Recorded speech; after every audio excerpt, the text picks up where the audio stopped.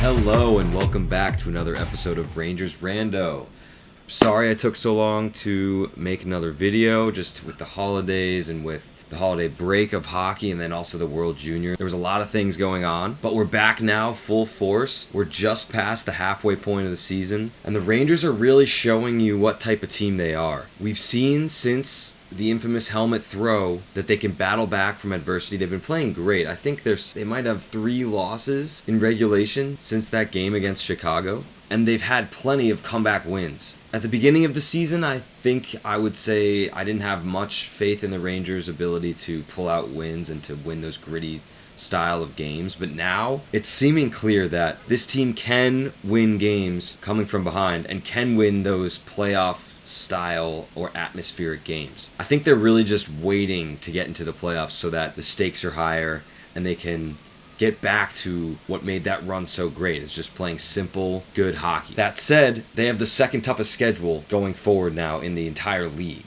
And I think they play Boston on Thursday, and then Florida, and then Toronto. Florida being the easiest of those next 3, but Florida isn't a team to be messed with either. The Rangers are going to have to continue to pull out wins and accrue points so that they can remain in that second or third spot. I think at this point, the Metro is Hurricanes, Devils, Rangers, and then you have the Islanders, Penguins, and Capitals all battling it out for those last 2 wild card spots. And it seems like at this point, there will be 5 Metro teams going into the playoffs. We'll see if, Buffalo is making kind of a push with Tage Thompson playing amazing, but I don't think they are quite in the conversation yet. So it would not surprise me at all if we have 5 Metro Division teams in the playoffs, which is great for rivalries against the Rangers, but sucks because we hate most of those teams. But what it's looking like is the Rangers and Devils are slotted in at second and third, but it seems like the Hurricanes are going to stay in that top spot. They're playing very, very good hockey. Second best hockey in the conference behind Boston, who has, I think, 4 losses up until this point, which is insane. So the Hurricanes should probably remain in that top spot. The Devils are just a step ahead points-wise than the Rangers, and I could see them flip-flopping down the stretch here if they remain consistent, but it seems like, to me, the playoff picture is really coming into form in the Metro Division, where Hurricanes are the top, 2 and 3 are Rangers or Devils, either one. And then you have the Caps, Islanders, and Penguins kind of duking it out. So in these last couple of games, the Rangers have suffered a ton of injuries. They have Kreider out with, I think he separated his shoulder or something. You could see there's an image of him being like, it's out, it's out. So he's been out for a few games. Gauthier was just recently put on the IR for that collision with Sammy Blais. So that's the Gauthier injury. The Kreider injury, he is slated to come back, which is, we need him to, frankly. The power play has been much worse this year than last year anyway, but slotting in Lafreniere there, who we'll talk about Lafreniere later, it's no substitute for Kreider. Kreider needs to be in those big minutes, and I love having Kreider on the third line with Trocheck, but it's just stats. Kreider Zibanejad Kakko has been our best 5v5 line all year, and a top 5v5 line in the league. So we need to get that back and rolling. Speaking of Lafreniere, Kakko, and the kids, who, Miller, Fox, they're all kids. They're all 25 and up. Let's start with Lafreniere. He was scratched a couple of weeks ago, and the point of that was to hopefully get him going, to give him a little reset, have him focus, and a kick in the butt to get him to start playing better.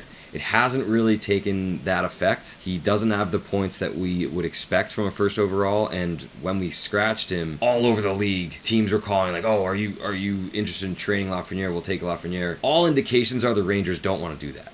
They don't want to trade their first overall pick, a young kid, Alexis Lafreniere, who has this crazy upside potential. Yeah, he's having a slow year, but he's, I think, 20 or 21. What were you all doing when you were 21? You weren't scoring. Last year he almost had 20 goals. This year it's a little bit less, but he's getting less opportunities. He's playing on the third line with sheltered minutes. I have no doubt in my mind that Lafreniere will find his way into the league somehow and break out eventually as a type of player and playmaker that he was in junior. It's just going to take some time. But with that said, his contract is up. His entry-level contract is up this year. So it kind of gets into the conversation of what do you pay him. You definitely aren't trading him. The Rangers are not going to trade him. If they do it, it would have to be a crazy good return and good deal, because you are passing up the potential that Lafreniere has is at this point still too big to pass up and to give away for something. I think, though, what you're going to see end of year with contract extension talks, he will get something similar to what Kakko and Hedel got for their bridge deals, which was 2x2 or 2x2.1 million. That's more than fair considering what Lafreniere has produced, and it also allows the player an extra little 2-year cushion to play better and earn that next contract that we all think that he can earn. Going on to Kaapo Kakko, he has been playing a lot better. I think there was a stretch there where he had like 9 points in 10 games, and then he went a little quiet, and then he had a 2-assist night. It's really just, he is playing better. The way that he handles the puck on the boards, in the zone, realistically, he should have been the one, I think, to slide into Kreider's place. Even if it's not in front of the net, maybe he has a different position or role in the power play. But Kakko has been the one that has been producing and showing that he is taking this next step and will continue to take more steps. So I think he should have been given the opportunity at Power Play 1 in Kreider's spot, but whatever, coach's decision, maybe trying to get more confidence in Lafreniere. But I am very, very happy with Kakko's performance, and I think if he builds on this for the rest of this year, playoffs, and next year, he could be slotted for a big raise, a big contract extension, which, you know, Rangers will be in cap hell and have to do some cap manipulation somehow to fit all these kids in, or they'll have to make trades. We've talked about that a lot in previous videos, but let's just focus on the here and now and then maybe the next year. Kakko's making 2.1 this year and next. I think if he continues to play, he'll earn that next contract. Similar to how Philip Hedel is earning his next contract. He's not getting the Power Play 1 line minutes. He's not getting the top line or the second line minutes, but what he's getting and what the Rangers are giving him, he is taking advantage of, and he's proving that he can be an elite center in this league. I don't know if it's a strategy where they're not giving Hedel this chance to pop off because they know that if they do, he'll capitalize on that and they'll have to pay him more next year when his contract is up. That would be a little bit too big brain for me, and I think that kind of really, it could stunt the development and growth of the player. So I feel like that's a little too evil for me to believe that that's what's going on. I think what really is happening is they see Trocheck as blocking Hedel, and they somewhat promise Trocheck the ability to play with Panarin and to play on the top power play units to get him to come to New York. Which, okay, you say that, you try it, but it's not doing that well. Trocheck has not had a bad year, maybe by the advanced stats he has, but he's been playing well and producing. I really like how he looks with Kreider. It's time you move Hedel to the second line with Panarin. And it's time you put Hedel or Kakko or both on the Power Play 1 unit and maybe do half and half instead of 80% Power Play 1, 20% or less Power Play 2. And recently on Power Play 2, I don't know if you've all caught this, but Miller has been added as the defenseman on that second power play unit. Usually it was Trouba. I think they're either switching or they're both out there now. And Miller has just taken so many steps this second quarter, I guess, of the year. Some of the plays he's making, everyone was saying he was going to pop out this year and break out. And I think he is. He's on pace to getting over 40 points, which as a defenseman is good, and he could even possibly break 50. Miller is another guy who you're going to have to pay, and that's one that I'm eyeing to happen. I would expect probably after this year. Beginning of this year, I said, lock him up for something similar that Mackenzie Weegar got, which was, I think, 5 by 5.5. I could see him doing that. I could see the Rangers doing that. I think I've heard reports of talks with, maybe a 4 or 5 year deal between 4 and 5 million. That's enough where K'Andre could still get his maximum offer after 4 years. He's 22 right now. So in 4 years, 26, he could still get a 7 or 8 year deal. But I would not be opposed to signing him for 7 years right now. Like from what we've seen and the strides he's made, I would love to lock that kid up until he's 30 years old. That is well before and leading up to and in the prime of a player's career where that you have faith in. I think you should do that. It's just a matter of, will he take that term for a little bit less? But if we think that he will eventually be a $8 million a year player, or even like a 6 or 7, we should lock him up right now. We also have a new kid type person addition to the Rangers, Jake Lecision. Don't ask me how to spell that. It's a bunch of consonants mushed together, but it sounds like decision with an L, Lecision. He's 23. He's a center. He's from the Golden Knights. I assume Gerard Gallant knew him when he coached there, or at least knew of the pick that they made. So I can see why the Rangers ended up getting him. It just doesn't really make sense. You looked at some of his player card stats, and it was like 0% in everything of like offense created, defense, goals. He doesn't have a goal yet this year, so it might just be more of a depth signing, especially when, you know, we have guys dropping like flies. I'm interested to see what he can do. He's played a couple games here now, and I haven't noticed him be outright bad, but that doesn't seem like, and it is dead minimum salary, so it doesn't really eat into much here for our cap space.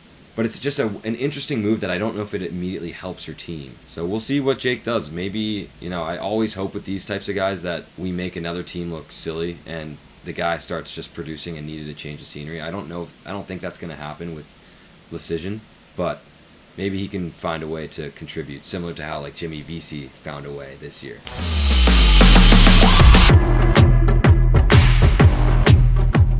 The trade rumors for the Rangers haven't really shifted. I think, you know, Kane, Besser, Gavrikov, Ryan O'Reilly, those guys are all somewhat on the table. It's just going to be what the ask for them in return is, how much we have to give up, and then how much we have to pay them when we eventually want to re-sign them. I would think they want to get guys at the trade deadline that they would have a chance at re-signing, especially if it works and they go on a run and make it far in the playoffs. One new name that I'm hearing more and more is Timo Meier. The problem is Timo Meier is going to get a qualifying arbitration or offer at $10 million, which the Rangers just can't afford, unless we just clean house of our young kids who we are going to have to pay. So any reports on Timo Meier, I don't see it happening. I still think Vlad Gavrikov is a good move. I've heard of Shane Gostisbehere coming over. The problem is then he slots in where as your sixth defenseman, or you have to move one of the top four down, which prime candidate is Trouba, but you're not going to move down Miller, Fox, or Lindgren. So then it's like, okay, demote your captain, which I think maybe there is some merit there. So you have Trouba and Schneider, and then you have Gostisbehere somewhere in the top four. I could see that happening. But if they're going to get him to play him in a bottom pairing role, that doesn't make sense. I still think defense, though, Ben Harper has been okay slotting in as the sixth defenseman, but you can definitely improve there. I think that's the start that we need, and then just signing and picking up and getting guys who you can hopefully re-sign for the future and the better of the team. Kane to New York, I'm not sure. That's still up for debate. We'll see.